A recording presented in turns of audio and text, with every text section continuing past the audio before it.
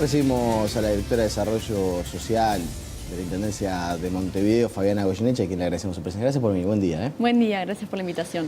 Bueno, a ver, la teníamos agendada hace ya algún tiempo la entrevista. De hecho, tuve algunos días de licencia y bueno, finalmente la concretamos para esta semana. Lo que yo no preveía, por lo menos, es que en las últimas horas fuera a estallar de alguna manera de nuevo la polémica en las redes sociales contra su persona. De hecho, yo ayer en la noche veía varios tweets de gente del Frente Amplio diciendo la vamos a proteger a Fabiana por... ¿Qué pasó? Yo creo que es algo como una suerte de rutina ya, ¿no? Bastante cotidiana, que hay gente que cualquier excusa les sirve para hacer este ejercicio de crítica en las redes sociales y de hostilidad que a esta altura solamente muestra que hay personas que hacen un uso bastante lastimoso de la herramienta. Por lo menos la novedad es que esta vez se debió a una foto que era auténtica y que no era trucada, ¿no? Desde ese punto de vista usted de alguna manera lo esperaba un poco más. A esta altura hay cosas que casi no sorprenden, te diría, ¿no? Viniendo de determinadas personas o determinado tipo de personas que opinan de cierta manera, básicamente opuesto a lo que yo promuevo, a lo que yo defiendo, a lo que milito, suelen tener actitudes que básicamente no importa lo que se diga, se haga, se vista o se muestre, siempre va a haber una suerte de reacción de este estilo. A veces debido a imágenes o cosas que efectivamente ocurrieron, como en esta ocasión, y a veces cuando no ocurre nada debido a dichos tergiversados, fotos trucadas. Es un estilo bastante penoso, pero bueno. Ya le vamos a estar mostrando la imagen para que la gente que quizás no está tan metida en el mundo de las redes sociales lo tenga presente. Esa es fotografía. Esa misma. Claro, también es un... A ver, no es que sea provocadora, pero dice patota homo lesbo comunista. Así es. Yo la veo y la interpreto, obviamente, para mí es una especie de parodia, ¿no? No es que exista una patota homo lesbo comunista. Pero es como una especie de provocación que usted hace también en las redes sociales. De hecho, es una forma, que no es la primera vez que se hace o que hacemos, que nos reaccionamos esta vez, de tomar con humor las agresiones que se reciben. Porque de hecho es una expresión que utilizó el doctor Sayer Oriel, a quien le mando un saludo, que también se hizo muy popular su expresión en estos días, para referirse a los Frente Amplistas y las Frente Amplistas por su defensa de los derechos de la comunidad LGBT, por la militancia comunista, por las cuestiones de la agenda de derechos. Y bueno, como a veces uno prefiere tomar las agresiones con humor y vivir con ellas y revertirlas y dejar que dejen de ser agresiones y convertirlas en algo positivo, en algo alegre, fue eso lo que hicimos en esta ocasión, como lo hacemos en tantas otras. ¿No intentó ser una especie de provocación? De decir, Sayer Oriel nos dice que somos una patota homo lesbo comunista, tomá. No, para él, por supuesto, porque de hecho él no estaba, no tiene por qué sentirse aludido y fíjate vos ¿quién podría...?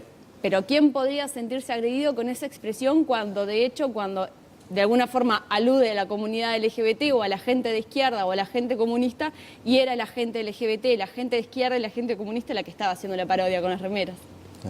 Y... Parte, ¿no? No la totalidad de la comunidad, ni que hablar. Sí, está de acuerdo. En algún momento, no sé, capaz que no en esta oportunidad, pero en algún momento dice, ¿qué estaría haciendo mal? ¿Por qué me pegan siempre a mí? ¿Le pasa eso en algún momento? Pues, a ver, a todos nos ha tocado en algún momento ser, en el caso mío, cada vez que entrevisto a alguien de Frente Amplio me dice que soy opositor, cada vez que enfrento a alguien de la oposición me dice que soy del Frente Amplio. Ya uno como que se acostumbra un poco de eso y ya, ¿no? Lo toma como una cuestión de que cada uno opina lo que quiere. Ahora, en algún momento, usted que es víctima de un ataque constante y extendido en el tiempo, se pregunta, ¿estaré haciendo algo mal? ¿Por qué es a mí? La autocrítica está siempre, ¿no? Cuando hay agresiones, cuando no hay agresiones, cuando las críticas fundadas, ya no las agresiones, sino las críticas de hecho vienen de aliados, cuando vienen de adversarios políticos, la autocrítica está siempre y yo creo que es necesaria y que es positiva. Y la crítica también, de hecho, ¿no? De compañeros, de compañeras y de gente que no lo es, pero que es muy respetuosa y es capaz de hacer críticas y de hacer reclamos sin caer en este tipo de bajezas. Por otro lado, ya cuando estamos hablando de agresiones o ataques, es algo bastante diferente y en lo personal considero que merece una reflexión un poco más amplia, ¿no? Porque, insisto, y esto lo he dicho en otras ocasiones en la que en entrevistas me han preguntado cómo me siento respecto de estas cosas, e insisto, en una época en la que se habla tanto y a veces se bastardea lo que es la libertad de expresión y cómo se defiende la libertad de expresión, considero que una persona que expresa sus ideas y que defiende sus ideas, siempre que esas ideas sean democráticas y que sean republicanas, debería tener el derecho a expresarlas abiertamente y explícitamente sin recibir ninguna agresión, incluso en el error. Es decir, considero que un error, por más grosero que sea, hablamos de errores, no hablo de intencionalidades maliciosas, debería ser posible de expresarlo, de vivirlo y, en todo caso, de corregirlo si sufriera este tipo de agresiones. Entonces, ahí la crítica creo que merece ser más amplia. Por otro lado, también es cierto que este tipo de agresiones las estoy viviendo desde que salí a la vida pública y a la militancia política, ya desde estar en el movimiento social con el No a la Baja. Claro, pero entonces, de No a la Baja usted no era la única integrante. No, pero era de las más alguna manera, era de las más visibles, pero no era la única. Tampoco fue la única que se embanderó con el No a la Baja y que salió a hacer una cruzada del No a la Baja. El movimiento de No a la Baja era bastante amplio. Exactamente. Como el movimiento Sí a la Baja era bastante amplio también. Y no se da con todo el mundo la misma situación. Y no, pero eso yo creo que tal vez sería más oportuno preguntarles a quienes desde aquel entonces hasta ahora realizan este tipo de agresiones, por qué lo hacen, ¿no? Porque es cierto, nadie sale a agredir. ¿Pero usted nunca se lo pregunta? Por supuesto. ¿Y qué conclusión llegó? Y creo que hay algunas cosas que me diferencian de otros militantes No a la Baja, ¿no? Cuestiones partidarias. No veo a las personas que trucan fotos mías o que hacen este tipo de cosas agredir de la misma manera al senador Jorge Larrañaga, que fue un fiel, necesario y valioso aliado del movimiento del No a la Baja, que yo considero que sin él tal vez el no hubiera salido. No hacen lo mismo con Pablo Mieres. Nombro gente que son líderes y referentes fuertes de otros partidos políticos diferentes al mío, ¿verdad? Entonces, hay un perfil político partidario que no es absoluto, pero que es bastante claro. Por otro lado, también hay un perfil de género bastante claro. Tengo compañeros, un compañero muy querido, militante del Frente Amplio también, vocero en No a la Baja también, como es Federico Barreto, que bueno, lo hemos tomado de ejemplo más de una vez, quien no recibe, aunque ocasionalmente sí, pero generalmente no recibe las agresiones que recibo yo. Entonces, hoy es director del INJU y está haciendo un excelente trabajo a mi forma de ver y según mi punto de vista, y no es objeto de las mismas críticas. Porque una de las cosas que más le han criticado a Fabiana Goyeneche es que en su momento dijo que no iba a seguir carrera desde el punto de vista político y hoy ocupa un cargo en la Intendencia. Como que esa pasada de factura a nivel de archivo se lo echan... Un archivo que no apareció hasta el día de hoy, ¿no? Porque usted dice que nunca lo dijo. Por supuesto que nunca lo dije. Ah, mira. Bueno, yo que estaba convencido que lo había dicho. Eso es lo que tiene lo que llaman la posverdad, ¿no? Tratan de incidir en la opinión pública generando rumores o atribuyendo expresiones que una nunca tuvo. Usted nunca declaró que no quería seguir carrera política. Nunca dije que jamás iba a hacer carrera política. Estábamos en año electoral y en muchísimas ocasiones, reiteradas ocasiones, se me preguntó si estaba militando, si estaba afiliada a algún partido, si estaba participando o iba a participar de alguna lista, lo que la respuesta fue siempre no. Y de hecho, en 2014, tanto en las elecciones nacionales de octubre como en las de noviembre, así fue. Pero jamás dije nunca voy a hacer política partidaria, como jamás dije nunca voy a militar en el Frente Amplio. Pero hasta el 2015 jamás lo había hecho. Entonces, se construyen verdades que no son tales. La verdad que a mí por lo menos me sorprendió. Pero bueno. Sí me acuerdo haber conversado en aquel momento, porque ya en otros medios, pero la entrevistaba, y me acuerdo de que usted hablaba de que en la campaña no iba a aparecer ninguna lista de eso. Así me fue. Acordaba, pero realmente no... Así se construye. Te desafío a encontrar el archivo. Y en algún momento, el ataque fue tan fuerte, tan, no sé, tan hostil.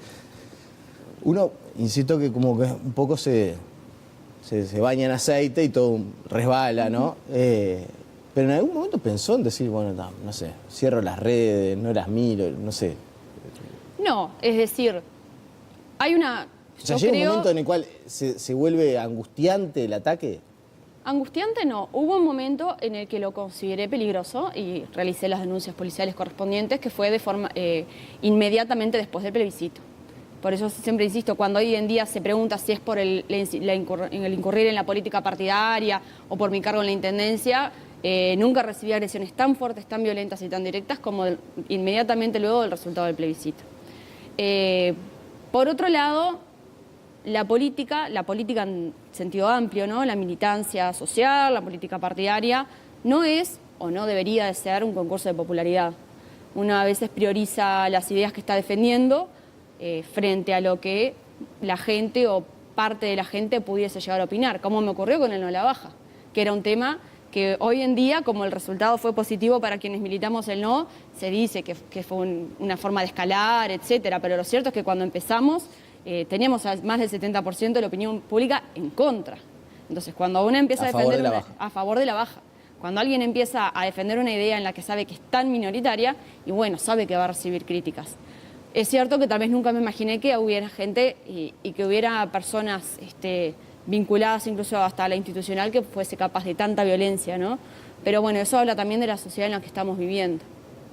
Y cuando todavía hoy, por ejemplo, pasa que hay un asesinato y se dice que son menores, que en un caso incluso hasta eran menores de 14, es decir, nunca hubieran estado ni siquiera incluidos en el... Si hubiera salido el sí a la baja, tampoco hubieran entrado exactamente lo mismo. Pero ahí también, o sea, responde, le dan ganas de responder. Cuando la identifican, ahora la Colibrí de Goyeneche, ¿qué va a decir? Es algo que se lee tantas veces en las redes sociales. Mirá, con respecto al tema de No a la Baja en particular, estuvimos 3 años hablando de esa reforma constitucional, 3 años, más incluso porque empezamos a comienzos del 2011 y terminamos con el plebiscito. Yo creo que la gente que realmente se interesa por el tema, realmente le importa cuál es mi opinión o cuál es la gente que qué es lo que piensa la gente que estaba en contra, ya tiene esa respuesta.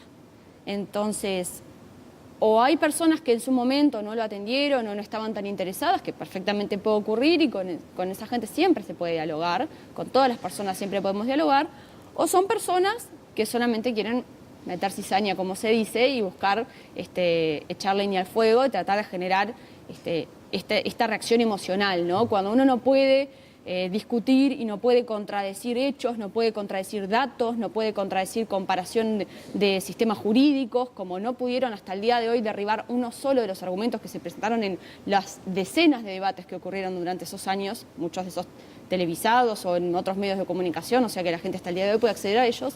Como nunca cayeron esos datos, bueno, se acude a lo emocional.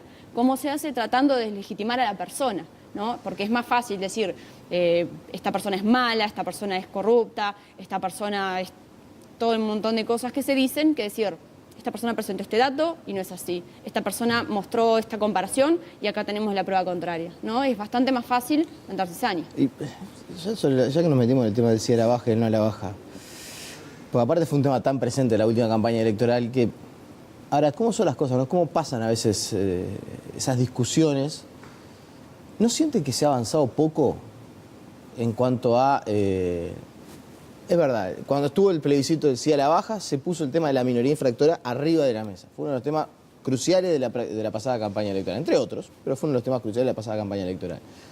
Pasó eso, no salió el sí a la baja, y es como que el asunto quedó en segundo plano. En los hogares de menores infractores, todas las semanas los trabajadores denuncian que hay agresiones entre los menores, que existen agresiones a los funcionarios. Parecemos tener una especie de bomba de tiempo ahí y nadie le presta la debida atención. Ni en los medios acapara a los principales titulares, como en su momento acaparó, ni en la agenda política, mucho menos.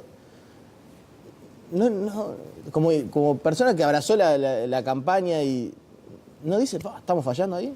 Sí, la primera respuesta es sí, absolutamente ha avanzado poco, ¿no? La respuesta contundente yo creo que es ha avanzado poco. Se le presta la atención cuando hay algún hecho trágico.